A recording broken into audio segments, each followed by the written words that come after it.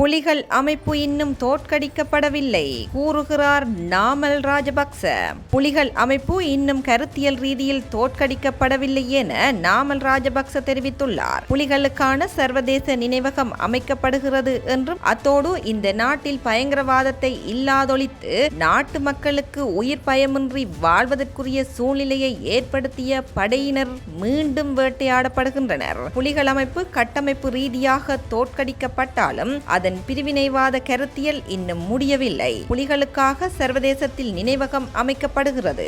ஆனால் படையினருக்கு அமைத்தால் அதை இனவாதமாக காட்ட முற்படுகின்றனர். முன்னாள் கடற்படை தளபதி ஒருவர் சிறை வைக்கப்பட்டுள்ளார். அடையாள அணிவகுப்பில் புலி உறுப்பினர் ஒருவரே சாட்சியம் அளித்துள்ளார். இப்படியான நிலை வருமென அந்த கடற்படை தளபதி நினைத்தும் பார்த்திருக்க மாட்டார். எமது நாட்டுக்காக உயிர் தியாகம் செய்த படையினரை நாம் காக்க வேண்டும் என நாமல் ராஜபக்ச தெரிவித்துள்ளார்.